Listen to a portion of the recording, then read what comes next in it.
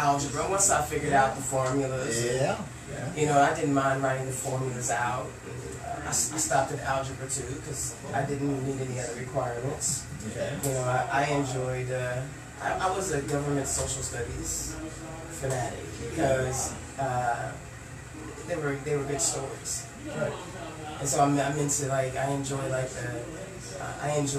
hearing the stories of civilizations before ours and what they did and how they socialized and communed. Yep. All that good stuff. Yep. I'm ready to roll when you tell me it's time to start, baby. You ready? Okay, excellent. So, yeah, there we go. And so, this, like I said, it gives people a chance to get tuned in. And then when I get caught up, I will download it. I'll download it to YouTube and then send you guys the link, and then that way you can chop it up.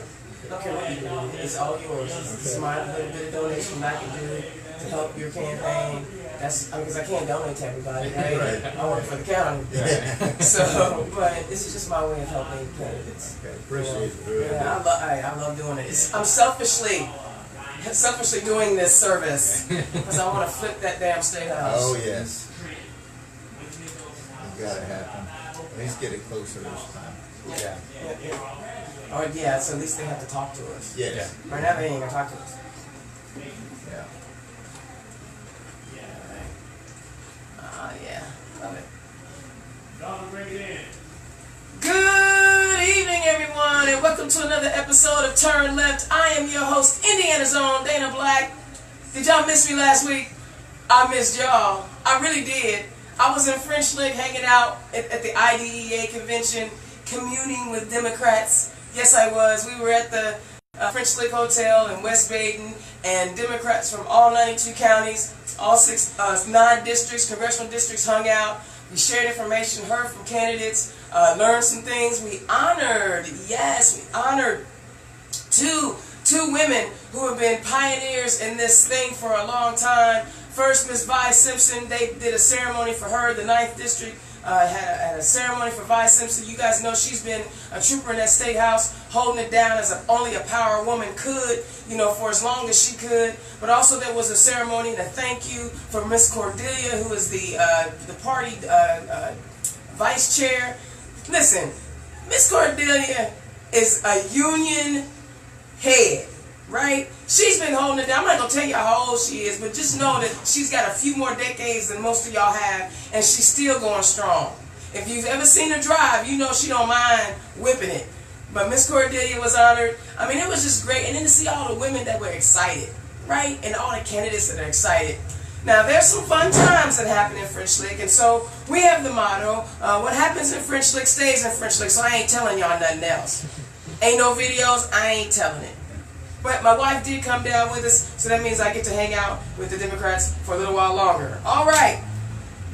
A couple things I want to announce. I'm going to start with the icky news first, and I'm going to close out on some positive news. First and foremost, I was in Evansville last night for their Unity Dinner. That's their big fundraiser. Most counties have one. Vandenberg County had one. They had a great crowd. I mean, they had at least 15, 20 tables that were sold with at least 10 to 15 people at each, or I'm sorry, 8 people at each table. So they sold out. They had a great crowd. William Tanous was running in the 8th District, was there. Jocelyn Whitaker, who was running for state auditor, she was there. And it was just a wonderful crowd. But what I found out last night, I did not know it, is that 45 is making his way to Evansville. Now look at here, look at here, look at here. I know that, you know, y'all like, listen, Evansville already has 4 super polluters. They don't need another one. But he's coming anyway.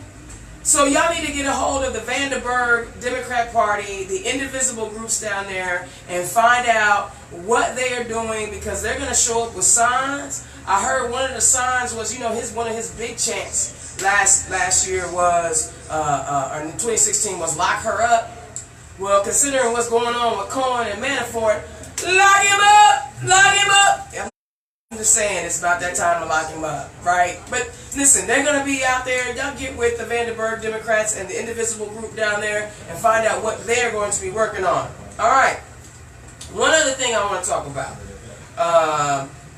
Before I do that, I need to make sure I give a shout out to my radio station, RadioNext.tv. If we need sponsors, always need sponsors. So visit, and we are at 10th and Jefferson at Office Plex. Come by the window and say hi to us. We'll wave at you. We may not talk to you, but we'll wave at you. This ain't the Today Show, so we ain't got an Al Roker to go outside yet.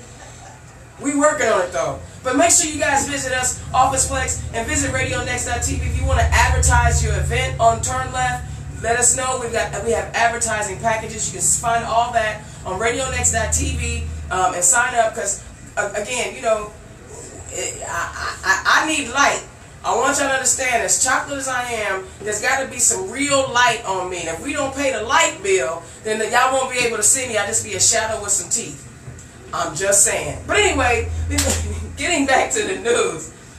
Did you guys hear where Betsy DeVos wants to take taxpayer dollars and buy firearms for schools? She wants to, her agency now wants to allot $50 million grants so that school systems can buy guns for the schools. Now listen, I'm not a teacher. On some days, I'm not even really that smart. But if you're going to take $50 million to purchase anything, Betsy DeVos, why not some books? Yeah, why not some supplies? Why not put that $50 million into transportation? Why not make sure that kids are getting good, healthy, quality food to eat? I knew Betsy DeVos was trying to shut down public schools. I just didn't know she was damn stupid too. I mean, this is the dumbest thing I have ever heard in my life, to take federal money, federal tax money, allotted to educate kids to purchase firearms. Now, I know that there are some First and Second Amendment rights people out there, and I am with you with your Second Amendment. But like the pro-lifers say, don't take my tax money to have abortions. I'm going to tell you not to take my tax money that's supposed to go to education so that we don't create more shooters. Educate them in school by giving them the tools they need. See, Betsy DeVos is not about you or your kids. She's about her people, her elite friends. And this is just another bonehead idea from somebody who has never been in education, doesn't understand the importance. You know, there's one other thing she can do with that $50 million grant. She could pay the teachers. How about that? How about giving the teachers some money? They're the ones that have to deal with the kids who have parents who are addicted to opioids and aren't getting good meals. They're the ones that have to deal with the kids that have they're on the autism spectrum that are a little bit more difficult to deal with. Why not give the teachers a little bit of help? You know what I'm saying? Maybe put a teacher's aid in it. So in case the class sizes are too big, they can shrink them down. You know, I can think of a million things, Betsy DeVos. All you gotta do is come talk to me, and I'm not even an educator. How about that? I've never wanted to be a teacher, never thought about going into teaching, but I ain't stupid.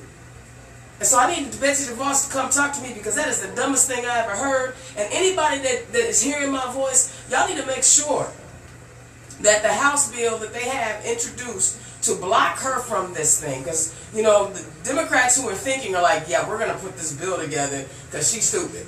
We gotta protect the nation from this fool, right? And my wife always tells me to call people stupid because she gets mad at me because when people, but come on, what other word is it? What other word is it? And you can't fix stupid, so she's going to keep on talking about stupid stuff. We do not need to spend $50 million in grant money of tax dollars to purchase firearms for schools. I'm going to need y'all to get on that, stay on that. Do not let that one slide, because she tripping. I mean, it almost seems like she wants the kids to turn the schools into the OK Corral and shoot themselves. But we're not finna let that happen. Ever. Ever in all my put together. I will be one of the first people out marching in the snow if I have to. I mean, listen, if y'all know me, I don't like cold. So if I said I'm going out in the snow, you know I am serious about this one. All right. Good news. Hoosier Women Forward. They actually announced their inaugural class. I want you guys to go, Google Hoosier Women Forward. go to their website, find out all the wonderful ladies who have now been inducted into their inaugural class. This was more for professional women, trying to get more Democrats, women involved in politics, get them to consider running for office or being leaders in the party. Congratulations to all the ladies. I'm not going to start naming any names because I don't want nobody to be like, she named my name and I didn't. I'm not doing that. So, but congratulations to all the ladies. I did not put my name in it because I didn't know if I wanted to help or be one of the classmates, but we'll figure it all out. I'll be seeing you guys around. Congratulations, ladies, on being in that inaugural class. And of course, the emerging leaders class was announced as well. So some young folks, I am going to mention, my mentee. I'm so happy for her, Belinda Drake. Belinda Drake was accepted into Emerging Leaders. I am so proud of her. Man, she's doing so many wonderful things. She's already helping and making a way and creating a space for herself in this political world. I am so proud of her. She's going to do great things because I keep trying to tell you there's more than one gay black person and black woman in politics in Indiana. So, so I'm trying to get it ready to go. All right. Enough about me. We got two great guests with us tonight. I'm excited. I know I was off last week, and there's probably a whole lot of more stuff I want to talk about. I know I said a whole lot of more. But I want to bring in my guests tonight. I have Tom Hedde. Do we say Heed or Head? Hedde. Hedde. I was all wrong. Hedde Lamar. Okay. Oh, look at you. Yeah. So Tom Hedde is running in House District 38. That's in the Howard-Kokomo area, if I'm not correct. And then I also have the young Kyle Miller, who's running for state rep in District 81, which is in the Allen County, Fort Wayne area. Gentlemen, welcome to Turn Left. Thank you for having us. Well, thank you for coming down. I know it ain't easy to take time out of your busy door knocking schedules to come on down, but I really do appreciate it. So, you know, our show is about giving people an opportunity to know who you are. So, Tom, I'm going to start with you. Okay. Tell the people who you are, where you come from. Okay. Well, I'm a native Hoosier as far as that goes. I grew up in Cass County, graduated from Logansport High School. What, is that a public school? Yes. Oh, my goodness. Oh, my goodness. Yes. I was the last graduating class out of the old high school, and after we left, they tore the whole building down. But I have my wife, Billy, and we have 3 children, Amy, Mike, and Lydia. Hi, Amy, hi, Mike, hi, Lydia. I hope y'all watching Turn Left, what? And but we live in Flora, Indiana, which is like between Kokomo and Lafayette, right in that area. Okay. I've been teaching school now for 23 years. Wow. So I've gone from working construction, decided to go back to work, or back to school, got my degree. Now I've been teaching for the last 23 years. I teach middle school math and I remember being traumatized by middle school math. Yeah, we love doing that. Oh my goodness! So y'all do it on purpose? Oh yeah, sometimes. I heard that teachers. We got to entertain ourselves. Oh my goodness! Oh my goodness! Okay, so, I feel you. So anyway, that's where we are right now. Okay. And I've always, actually I had a little bit of political experience. When we lived in Camden for 2 terms, I was clerk treasurer for the town of Camden. Okay, so this is not your first campaign, not your first rodeo. But it was on a small town, and at that time my daughter was 2 years old, so she got in her wagon and we went door knocking. And she got you some extra votes too, didn't she? Oh, of course she did. Of course she did. So now my new campaign, she's 30 years old now. Okay, that was supposed to do that. Yeah, my new campaign person is, well, she's proud of it. And your daddy, I guess you get away with it. Yeah, that's right. But now my new campaign person is, actually, it's Lydia's dog, Millie. She's been going to parades with me. She's been going knocking on doors with me. And once again, it's kind of like, a dog. And you just start up a conversation. So that's where we got to. And after the 2016 election, I was very much like a lot of other people, very sickened with what's happened, not only in D.C., but here in the state of Indiana. Okay. We're in sad shape down here. Yes, we are. Yes, we are. So, I talked to some educators about it, and they encouraged me to do it. My wife, she wasn't real excited about it at first. She, her first reaction was they're going to burn down our house. Oh, and no. But I told her, through history, people had to step up and took risk of getting the house burned down, and sometimes you just got to stand up and and say what you need to say. Absolutely. I mean, So- we can name a few: Medgar Evers, MLK. Yeah. There's a whole bunch of Oh, folks that not only did their house burn down, but they took them out. And so, the three Freedom Riders, and Cheney and Wilson and Schwartz, Cheney Schwartz. But what we got right now down in the State House is not a true democracy. No, absolutely not. You know, Absolutely we've got a not. handful of people running the Republican Party, and they're dictating down the line what to do. Absolutely. And they aren't even getting the job done either. Right. Absolutely. So we need to get it back in balance so we can get some transparency back. So we can have a conversation. We can't even have a conversation right now. I mean, No. 70, 30, 41, 9. They don't. Yeah. Democrats don't have to show up. They can just do whatever they want. Kyle, tell me where you're from. How'd you get here? Yeah, thank you. I came all the way from Fort Wayne. I've lived in Fort Wayne my entire life. I grew up on the southwest side of Fort Wayne. Okay.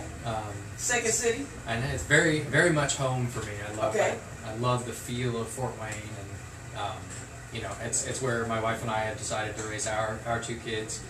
Maggie is 5 and Tucker is 2. Okay. And so I would like to take my kids out campaigning with me, and I tried this last Saturday, and my daughter got about 2 houses in, and she was like, "I'm tired." Okay, So she was over that. Yeah, Right. This is not going to work. But he until said you put her on a wagon. You didn't, Yeah, I did make her ride her scooter, so There you that go. may not have been the best. Put her in a wagon. There you go. And I'm telling you, I took my niece Yvonne canvassing with me and her friend Precious, and I'm telling you, I believe I got a few extra votes because the cuties, when they knock on the door, it's You're something right. special. It's a little different than me knocking on the door. Absolutely. So, much like Tom, my story started in the primaries in 2016, and I've always felt the call to serve. Okay. And just kept watching the news and seeing things that didn't add up, it didn't make sense. What we're doing in public schools, and the different issues that we face, and at a certain point, it was not enough to just continue to say, look, this doesn't make sense. It had to morph into, this doesn't make sense, and I've got to do something about it. Absolutely. Martin Carbaugh, my opponent, has had 3 terms now. They gerrymandered the district away from an awesome guy in Fort Wayne. His name is Win Moses. He held this seat for 20 years. They gerrymandered it away from him in 2010. In the 2012 election, Martin Carbaugh beat him, and Martin's had 3 terms now, and really nothing to show for it.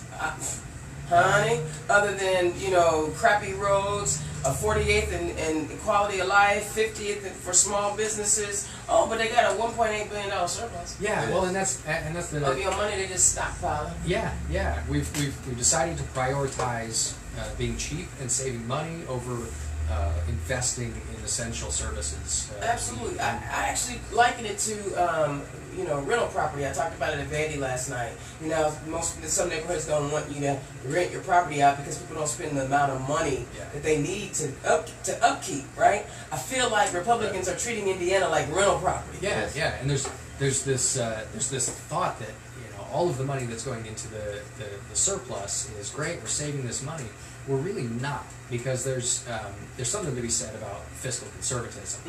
If we would spend the money up front and fund public education, fund the Department of Child Services, fund a fix for the opioid crisis, we wouldn't need to spend so much money on the back end trying to get us back to good. Absolutely. But before we move forward, both of you spoke on education as something I imagine as a teacher, and tell me, I want to hear in y'all's words what y'all think about Betsy DeVos and her idea. Kyle, I want to start with you. It's correct. My wife's a teacher. She teaches in Fort Wayne, and I don't, and she'll say this herself, I don't want her anywhere near a gun. I mean, that is not why she got into teaching. She didn't get into teaching to be the police officer in her classroom. Absolutely. It's sad that we've gotten, that we're at this point where we're starting to think about needing so much school safety. That part is sad, but the solution is not to give guns to people that should not have them. The solution is not to put the teachers who are already giving so much of themselves the burden of having to protect their classrooms with fire. Absolutely. Tom, you're in the classroom. Well, first of all, I haven't liked Betsy DeVos from the first time when she had the Senate hearings. I mean, she was right. from there. So, but in the classroom, Army teachers is one of the craziest ideas are.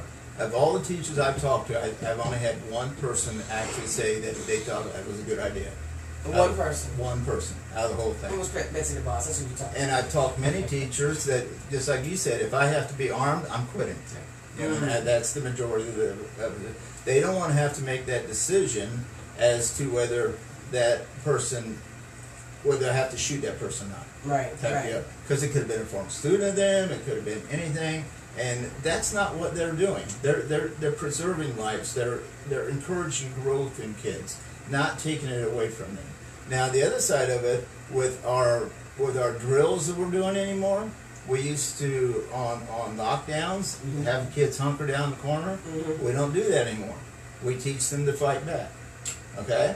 Whoa. So yes, so we're in the corner there, and the kids understand that if it's a real situation, we're throwing desks up against the doors. We're doing everything we can, and I instruct them that if somebody does breach that door, I'll be across the room and make a diversion, and they will tackle, and we'll use pencils, we'll use desks, we'll use whatever they need. Wow. So, Well, that's you know what I kind of get it. I mean, we're not going to be like you're not going to be fish in a victims. barrel. You're not going to be No, we're not going to victims. be fish in a barrel. I hadn't thought But it's of it sad like that we have to teach kids to do this. Well, I mean, I mean, honestly though, is it much different than when back in the 50s and the 60s when they had the students hiding under the desk because of the Red Scare? Right. I mean, nuclear bomb and all you know, in that. America, we Yeah. always scared of something. Yeah. Right. It's Well, yeah, just a bunch of frightened ass people. We just scared of everything other than taking care of each other, which I don't understand. Right.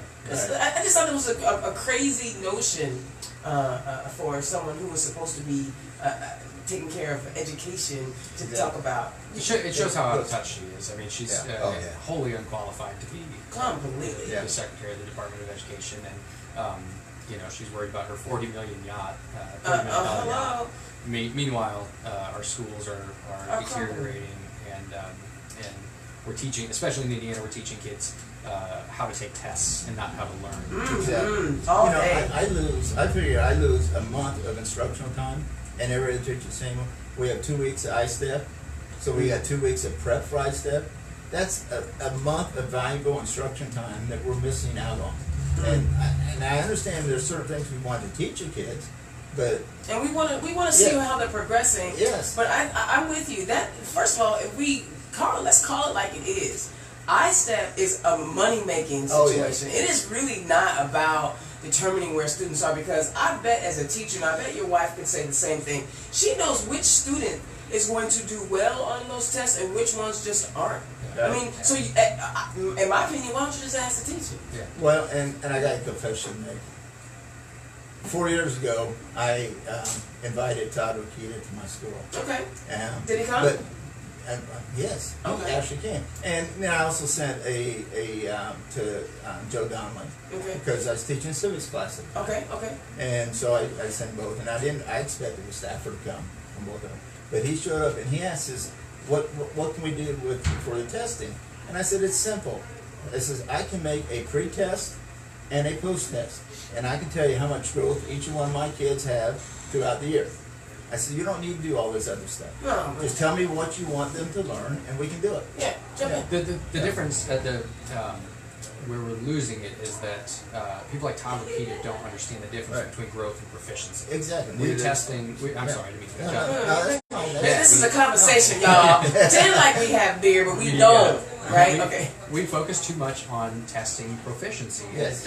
It doesn't accurately tell us, if Tom takes a kid who was not able to do math and suddenly they're doing really well in math. We don't see that because they're not proficient, and that's not the full story. Right. And Right. we base so much on I-STEP, so much of the analytics and things like that, and teacher benefits and things like that are tied to this test that doesn't accurately tell us where our kids are.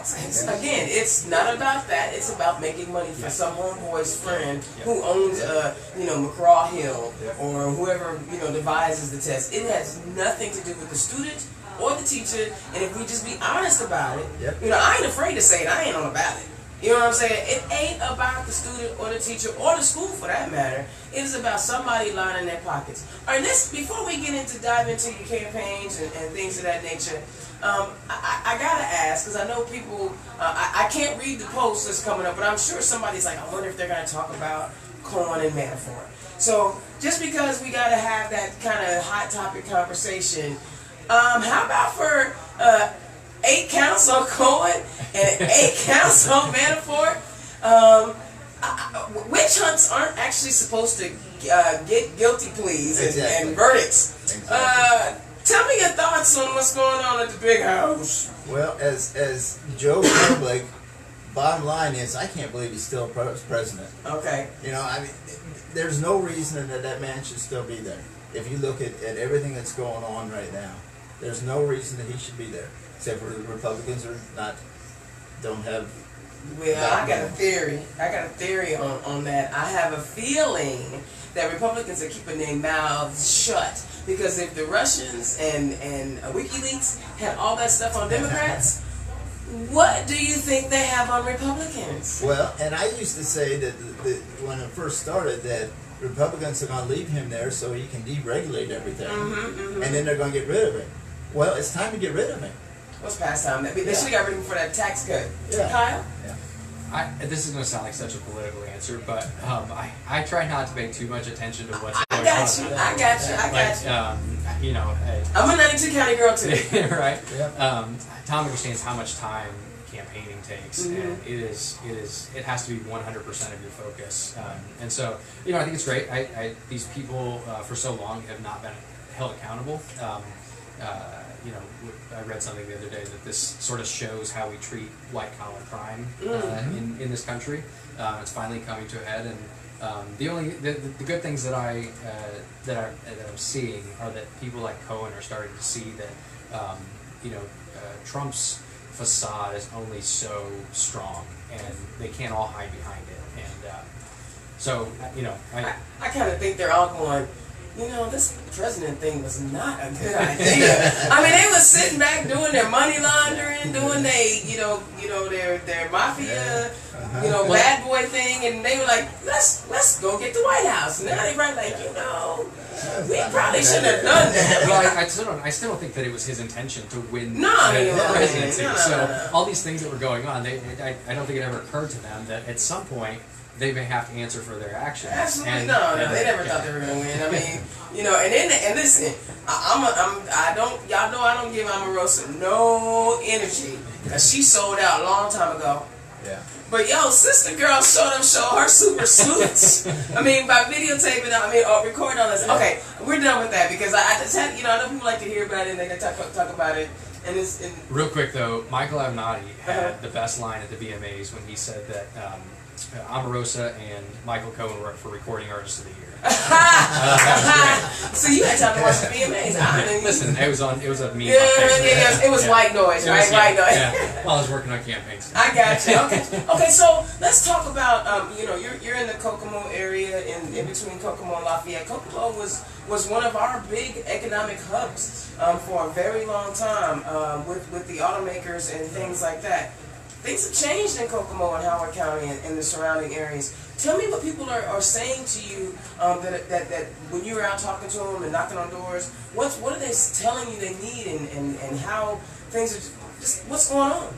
Well, I'm getting a lot of positive response for it, and one of the biggest things is jobs, and it's well-paying jobs is what I worry about.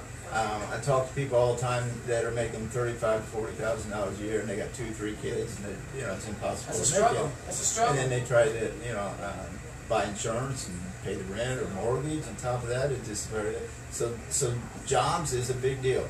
But you're right. Kokomo is coming back as far as the good paying jobs. Good. Goes. What industry is coming back? Let's bring it back. The automotive industry is coming back. But who knows where that's going to go from now on. But the other thing is, we really need to, when I'm talking to a lot of union leaders. Okay, good. And what we need to do is get that bill back up again. Absolutely. Because bargaining is what's going to bring these salaries back up and this income back up for the union and non-union people. Right. So we've got to get collective bargaining going. They're killing it in the teacher association. They're killing it across there. Our union percentages are going down. But that's where we're going to build back up this workforce. So did you see where I didn't mean to cut you, but did you see where the House Democrat Caucus had posted a notification that the Indiana Chamber of Commerce is going to be hosting a union busting seminar for business owners? I didn't see that yet. Oh my! Yeah. I was blown away when I read that. Because I can't remember the councilman's name. He's going to beat me because I just was with him at French Lick, but he's also a union man. And the idea that the Indiana Chamber of Commerce, right? It's supposed to be a respectable name. You hear it, you think, wow, they're advocating for keeping wages low. Let's think about that. Yes, and you're exactly right. That's what they're doing, and it's killing the working class out there. And it's the working class, the middle class, is the ones that need to get out and open their eyes and see this. I seen one stat where like 20 years ago, excuse me, the average average income was like $45,000. And the average CEO was like $650,000. That has gone to today to the average about $35,000, and the CEO is over $1 million. So it's greed, man. Yes, and so we need to get these people back into where we can make an income for the majority of the people that really need it. Kyle, what are you hearing when you're out there? Well, I'm hearing the exact same thing. And another component to that is we have to bring the jobs back, but with the advent of automation, with industries that are naturally going to come and go, in my opinion, it's the state's job to take care of its citizens. So absolutely, things sir. like absolutely. I want you to say that again because that resonates. That's my theme always. I want industry to make money, but what is government's job? It's to take care of its citizens. Come on. To make sure that people are happy and healthy, and that we cultivate an environment where people can flourish. And so I think that coming alongside making sure we're attracting jobs, we also have to make sure that folks have, like you were saying, good paying jobs, and making sure our wages are high, but also making sure that every man, woman, and child has access to good quality, affordable health care. Making sure that we're sort of taking these burdens that like you were saying, these families have that are making enough, but they're barely making. They're paycheck to paycheck. Which again keeps the quality of life. Right. You know, quality of life is not just about how much money you make; it's what you get to do with your life. Yeah. And if all you're doing is working to live, you know what I'm saying? Then or you're living to work, better yet, because you're not doing anything else. Then the quality of life is crap. Yeah. Right. Keep going. I'm sorry I interrupted you. No, that's. I mean, it's just. By the way, I got to spend the weekend with Tom and Cindy Henry. Have you? I know you've had a chance to meet them. I have. So first of all, Cindy Henry and my wife hit it off like crazy. Who doesn't hit it off? But Cindy Henry, right? She's the most amazing. I call her First Lady because that's what she deserves to be called. She's First Lady. If you guys have not met the Mayor and First Lady of Fort Wayne, you guys are missing a treat. I actually had to follow Tom at the Blackford dinner a couple weeks ago, and I'm like, y'all ain't right for me because you have to follow the mayor. Come on now. Well, it said something because, like you were mentioning, I think we're third from the bottom in Indiana in quality of life. Absolutely. But in Fort Wayne, we are consistently at the top of rankings of best places to live. And we've had a Democratic mayor now for, Tom's running for an unprecedented fourth term. Yes, it's announced. And so, it shows what we can do as Democrats when we elect Democrats, when we put Democrats in charge of things. Things go really, really well. Republicans have been in charge now for 15, 20 years at the State House, and look at where Indiana is. We've got a ton of cash in the bank. But that's not how we should measure success. Because they rent in Indiana. They are renting Indiana until they can get their next gig. I want to, as we're talking about You guys are both seem like logical, heady people and like data. And I work at the county, and now that I'm the chief deputy, I get to kind of be involved with some things from a leadership standpoint that I didn't get to be a part of before. And Kathy Davis, who used to be our lieutenant governor, one of my sheroes, I kind of bow down. She works in the mayor's office, and right now our IT department for the environment is bringing in some tools for us to see some metrics on how well we are doing in our city. And when she was describing what was on her dashboard, what resonated to me was how well Indianapolis is doing when it comes to quality of life issues and, you know, small businesses. Whereas we see those news and world reports about how Indiana is terrible, but you're referencing that Fort Wayne is doing a really great job. Indianapolis is doing as well as we can. Let's also talk about Kokomo.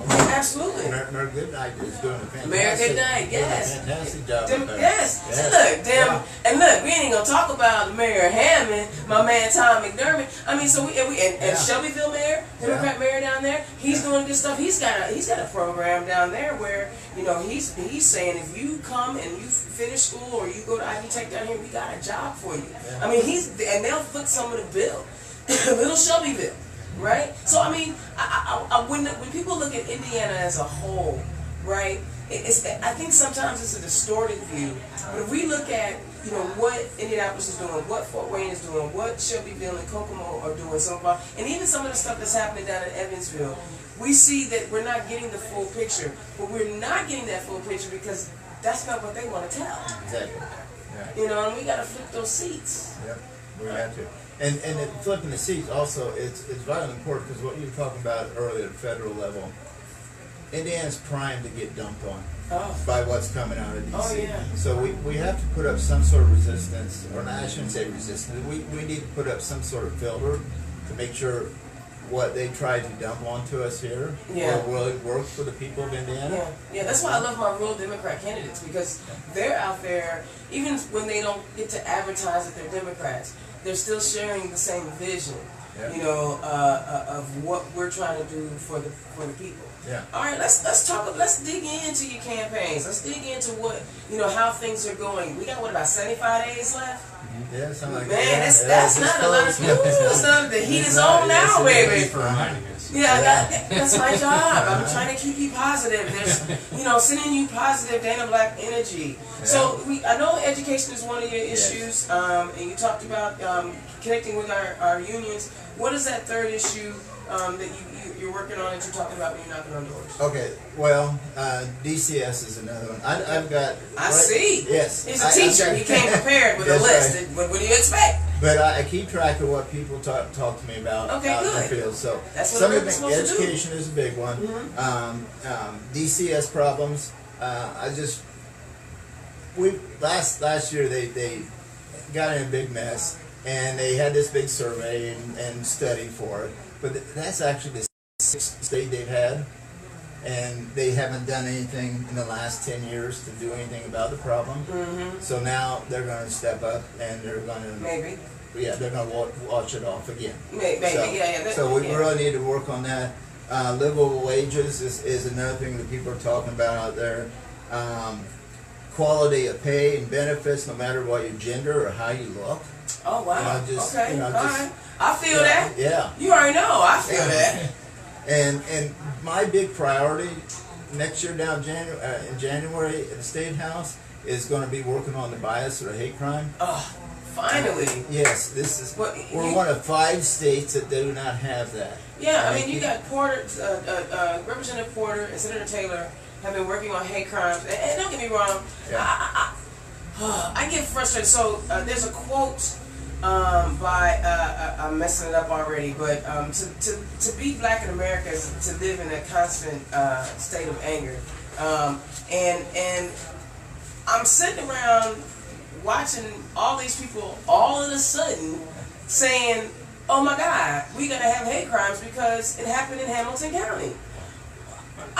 See, this is why we be angry. When we were saying it, when black folks were saying it, when brown people were saying it, when Muslims were saying it, the LGBTQ plus was saying it, y'all didn't hear us. But now it's them. So why?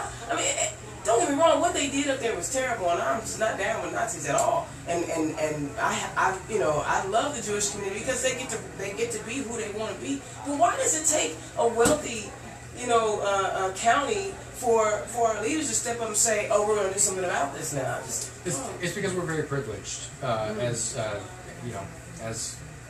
white privilege is a real thing. We don't experience the daily struggles of what other people face, and so it's not important until it happens. I'm speaking generally. I'm not saying Of course. we, but it's not important to us until it happens to us. Until Right. it happens to, and I think as representatives, and Tom can back me up on this, we absolutely have to recognize and understand the privilege that we have in order to get past that and see that just because I don't live it, just because James Baldwin. I had to look that up. I'm sorry. James Baldwin. just because I'm not, just because I haven't experienced it doesn't mean that it's not an issue. Yeah, and it's just, I mean, it is just so dang. I mean, people are like, well, it doesn't matter how long it takes as long as they get there.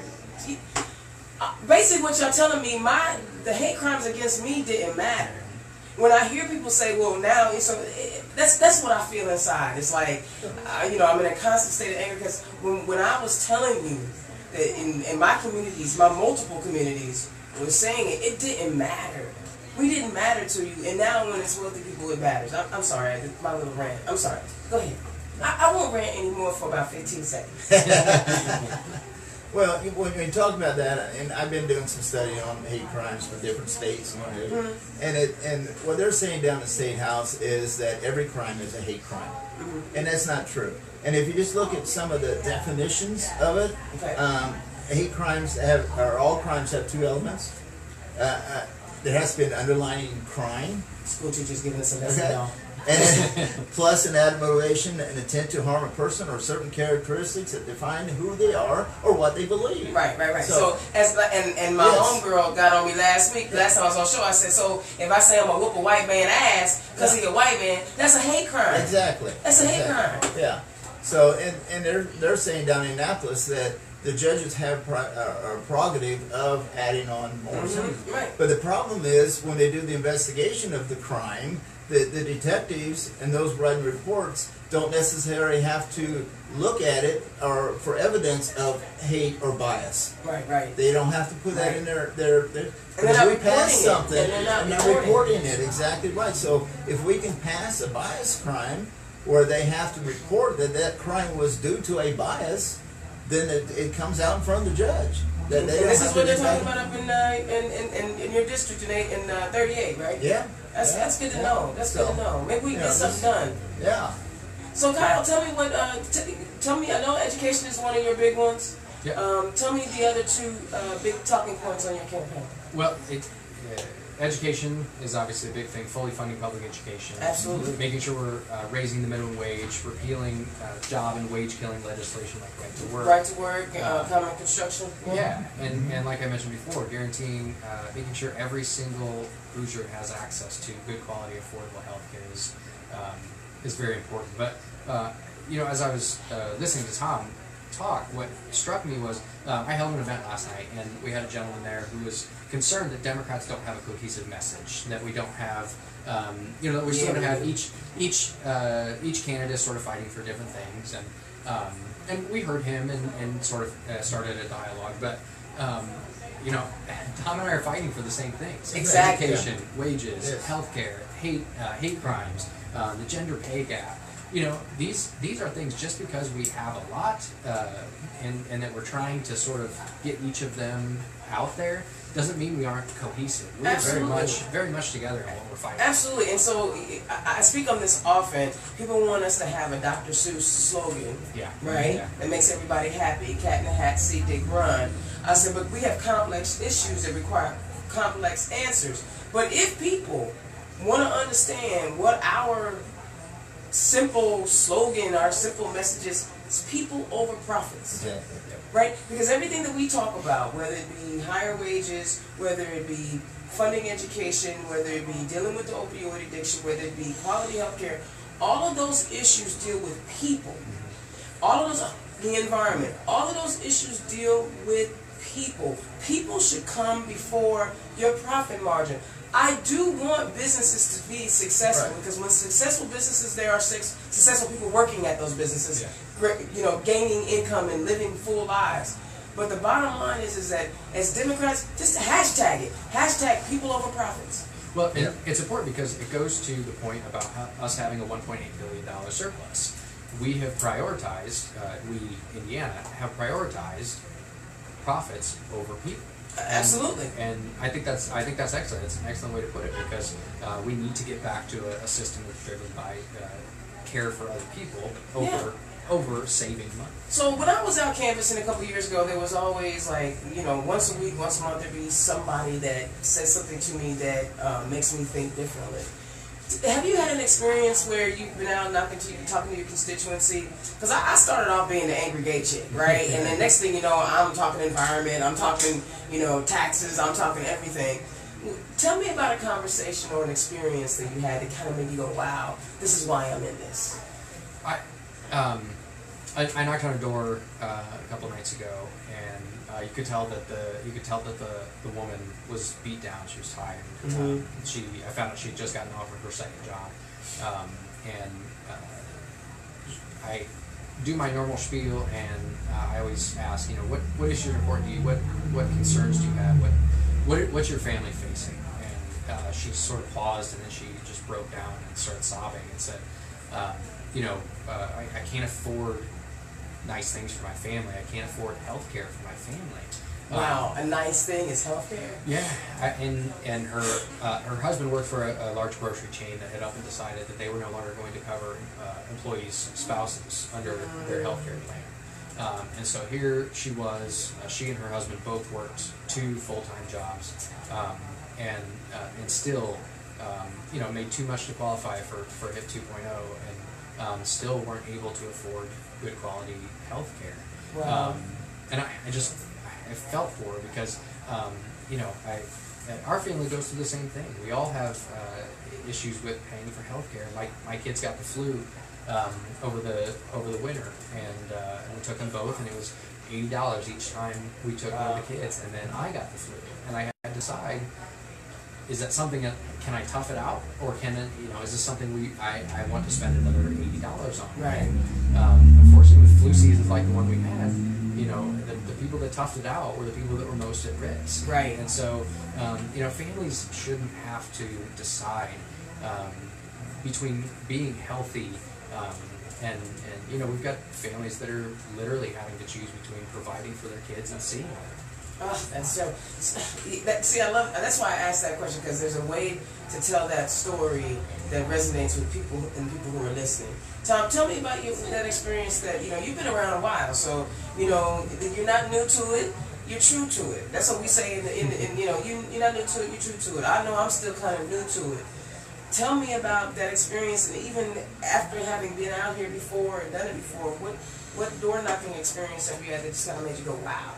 Well, I've had several. I've had many of the ones like Kyle was just talking about too. And then when I meet retired people, that's been a real biggie.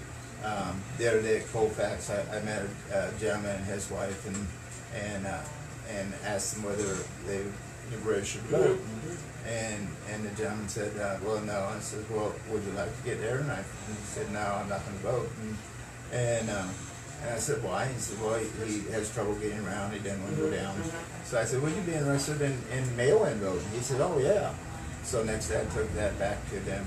But I run into the same thing. A lady that was home health care, she can't get Medicaid help in HIP 2.0. She's so frustrated with that, trying to help her clients. They can't get any help that way. So we run into those all the time. Just one right after the other. When you get somebody to open the door and actually talk to you, they've all got their own story, and it's such a wide variety of stories. Like Kyle said, it's not one or two things. Everyone has their own story. So I can't even imagine being someone on the other side of the aisle, going out knocking doors. If they do, I've not ever had any one of them knock on my doors, but I understand how targeting, canvassing work, so they probably won't ever come knock on my door. That's fine. But you should, because I'm a constituent. I can't imagine someone on the other side who has a heart beating inside their body and blood flowing through their veins, not hearing these stories and wanting to act on them. We cannot obviously get into the minds of our GOP elected officials. Yeah, what is their goal? What is their agenda? Them? Well, no, I mean, that's what you have to ask. Yeah, It can't be what they're saying. It can't be, right? Yeah. I mean, Yeah. I think it's like Paul Ryan. Again, we stick to the local stuff, but Paul Ryan to me is the epitome of that. He received government assistance to go to school. He's pretty much been on a government dime his whole life. What he wants to do everything he can to dismantle our social safety nets. Yes. We've gotten into this system of thinking on the right of I got mine. And, Right, and I did it all by myself. Yeah. It goes back to your point about people over profits. Yeah. We've chosen to make sure that we go out and we canvass and we talk to people, and then Republicans will go down to the state house and vote the exact opposite. I've come across that multiple times. People that have voted for Martin Harbaugh before that have said, I just can't vote for him anymore because He left him. Yeah, he told me he would do one thing, went down and did did the something else. exact opposite. So when I was in French Lick, I did have a good conversation with Jim Pruitt. So this is going to be a little touchy subject. It's not a gotcha subject. It's just a touchy subject, right?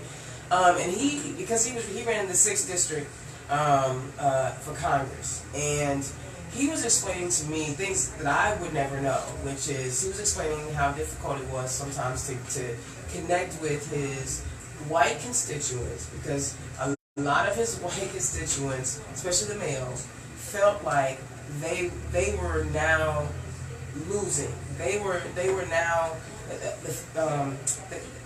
People were attacking them and taking things away. Now listen, black folk only make up 9% of the state. Right? So, and it's 88% white. So if there's a segment of white people who are feeling like they're being treated poorly, which I don't get, how do we change that narrative? Because you guys are out there knocking doors. How do you change a young man who felt like he deserved something because he was supposed to be something, but then they've got it drummed in his brain that the brown person or black person or whoever person is taking that away from him? How do you even have that conversation? I'll go. Yeah. Okay. I don't know. We can't change them in that conversation at a time, but what we can do, we can talk to them for a little bit, and then hopefully over a time that we can show them what needs to be done and what can be done. And you talk about 9% of the state. It's not going to be long where the United States is going to be over 50%. Yeah, majority, minority. Yeah. So we're all going to be people of color before long. Hello. So we just have to. Some people are going to feel threatened about it, and some people you probably won't be able to change your minds on it. But some of them you will, and just try to reason with them. I found out knocking on doors that if someone's dead set on they're going to do this, do that, and you can talk to them for a few minutes, and then you just kind of go away and let it go. When I was in the parade at Colfax, going down along the line, had 3 different people ask me, Republican or Democrat, and I said Democrat as I'm walking by. 2 of them says, "You got my vote." One of them said, "God bless Trump," and I says, "I hope somebody does." There you go. So, yeah. So how would you address that? I mean, because again, this is the vast majority of our state. Yeah. It starts. But I don't think the vast majority of the state feel that way. No, they don't. But I want to be conscious of the fact that if I were to run for office again, if I win, I still want to represent this community. Yes. And just like I want people to come to me and ask me about, what we need. Granted, I don't speak for every black person, every gay person, every woman, but I have some insight that I'm asking, like, how do we do that? How do I communicate? Yeah, the biggest thing is listening and connecting with people. I've knocked on plenty of doors that have their Trump Pence sign hanging in the window, and you know it's going to be a tough conversation. But most people will, in their ramblings about Trump and what's going on and how it's great and everything's there's a that you can kind of figure out why they voted Trump. I mean, not every Trump voter is a bad person. That, No. This guy. There are real issues that they care about, and if we're truly listening to what they're having to say, they'll tell us what those issues are, and then we can find out how our message fits with that. You know, maybe they lost their job and Trump was going to bring it back. Not so much in our area, but carrier, carrier leaving. That was huge. I mean, and Chuck Yeah. Jones, I love him.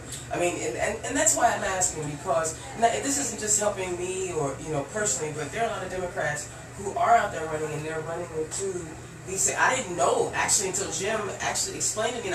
It never dawned on me. I'm sorry, say what? White folks are what? You can get so far just listening. People expect candidates to come and tell them what they're about. Okay. And just by having an open heart and an open mind, and what are you feeling? What are you thinking? Okay. It's to me, that's what makes a great representative, is somebody that's willing to listen. I just had a conversation with somebody today, and we were talking about, she wants me to come speak to a group of her office workers. They sort of work in mental health, opioid crisis. And I said I'd love to, because we may have some points that we disagree on.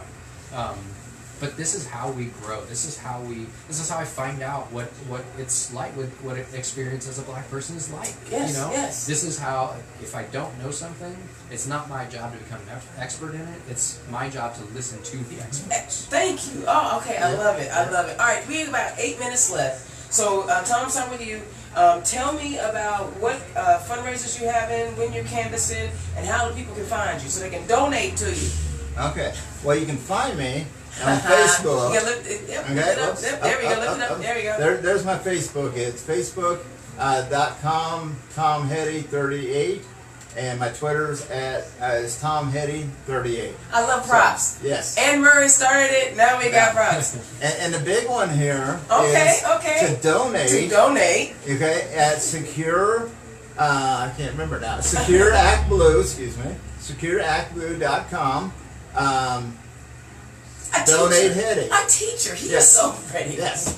So this is the biggie. And let me tell you, I am running, as a lot of people running for the first time. I'm running against a gentleman, Mr. Van Natter, that has over $100,000 in his bank.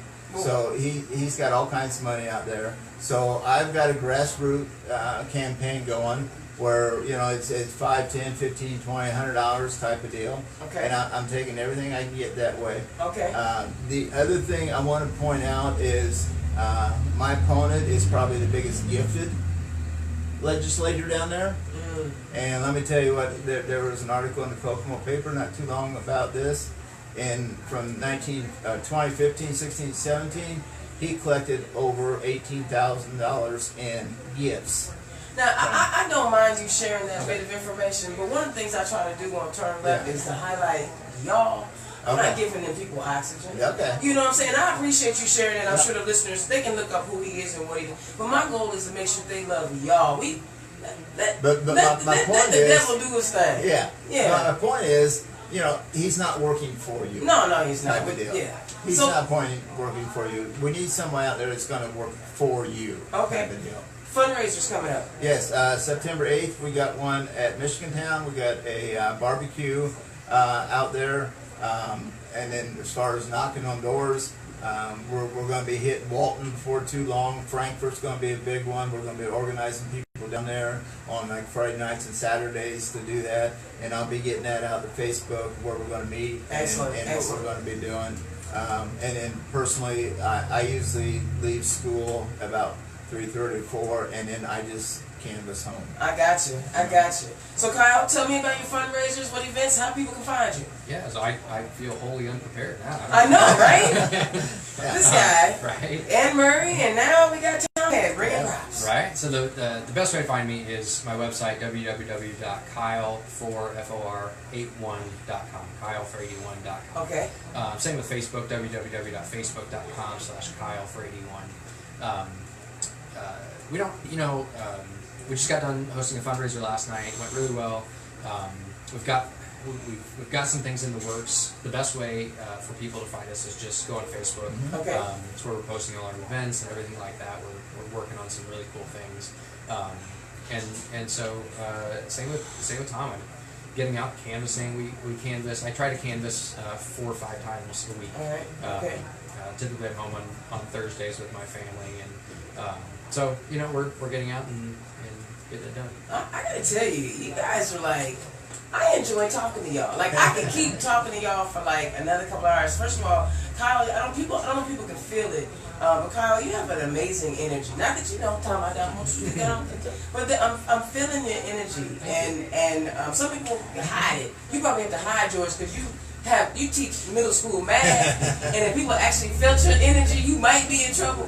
But I'm feeling your sincerity, and I hope it came across to the listeners of Turn Left, because I feel like you actually really give a damn about the lives of humans in my state. And Tom, I mean, goodness gracious, you teaching and sharing and molding minds is so incredibly important, and the fact that you are still wanting to do that when teacher pay is now upside down. Yes. Right, it's upside down where it was 20 years ago. I respect the fact that you even want to do that. And that's what we try to do here on Turn Left. We want to make sure that you guys get to know who these candidates are and why they're running, because they can't do it alone. Right? Yes, they're the candidate and they're putting in the hard work, but you've got to help them. You have to put things in motion. I want to read a quote that I read last night at the Unity Dinner by Dale Carnegie, right? Inaction breeds doubt and fear. Action breeds confidence. If you want to conquer fear, don't sit home and think about it. Get out and get busy. So if many of you, as I've heard over the last 2 years, 24 months, talked about how scared you were about where we are as a country, where we are as a state, here's 2 great candidates. And I am overjoyed from 2 different sections of our state, representing Democrats in a quality way. I love you guys. Thank you so much for coming on Turn Left. We do this every week. Consider going on and advertising with Turn Left. Go to radionext.tv. Find out about our advertising packages. I know people want me to announce their events. Come on, y'all. Help me out, right? Help us out. Help us with this program, because, like I said, I'm chocolate. Lights. Got to have bright lights. Also, Officeplex. Listen, the owner, Phil, he's doing great things with this building. Eventually there's going to be a theater here where we'll be able to host events. I'm telling you, we're doing this corner a whole lot of ways. We're trying to make it happen right here in Zach Adamson's district. Yes, it is. I love my man who sits on the board with me. Listen, next week we got another set of great guests. We are all booked up until the election with 2 guests. Right, and I'm excited about it, because that means people want to come and share their stories, and people are wanting to hear it. So, you guys, thank you so much for tuning in. I'm Indiana's Own. Thank you, Kyle. Thank you, Tom. Thank you. I will catch y'all next week. I love y'all. Peace. All right.